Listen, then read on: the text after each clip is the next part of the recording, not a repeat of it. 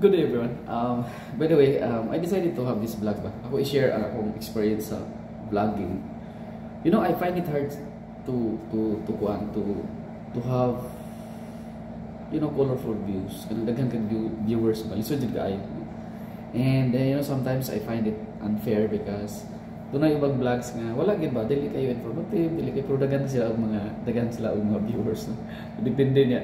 Matter sad siya mga lods sa mga vlogger no. Kung sikat ka nga vlogger, so more or less dali. Maglakaw-lakaw lang ka dito, then imong i-vlog, then you can have, di ba? Daghan ka viewers niya. Dako ra daghan income. Pero sa inaning sa ko mga lods nga medyo bala tay pangan dili ta sikat niya. Mag-vlog ta, it takes a lot of hard work and effort para maka-earn kag views no. And honestly, tag ma-discourage ba kay kanagaling nindot ta kayo nga daghan tao viewers para at least madako sa datong income ba, pero dili sa kanang mo matter gid ang imong pagkatao unya ang content sad no nindot kinahanglan ang content maigo sa gusto sa imong mga viewers no? So mo nay usos mga challenge sad gid kaayo, like for example karon ang kuan gid kanang mga mukbang no kaon kanang kilaw-kilaw og isda inana ba no to daghan kay mag-apasana. And ako actually I'm planning to have an aerial view vlogs no.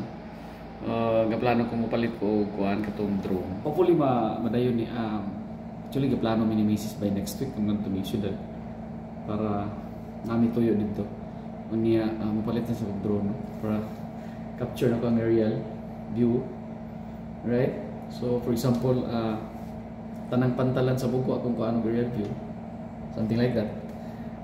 I hope mo kuha siya attention sa mga viewers.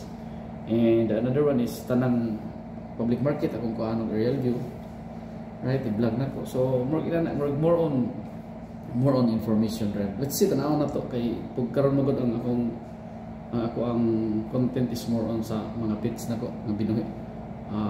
Koi, iro, mga pati, and so on and so forth. Hopefully mga lods, madayon ning ako ang plano nga magpalit og drone.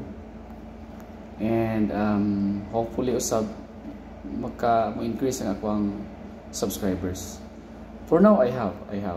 And I am actually earning income pero dili gid set ako no, kamay. So challenge gid kayo. And bahala na basta I'm planning to have drone, right? So, dari lang ko to mga lods, and thank you so much for watching this vlog ha.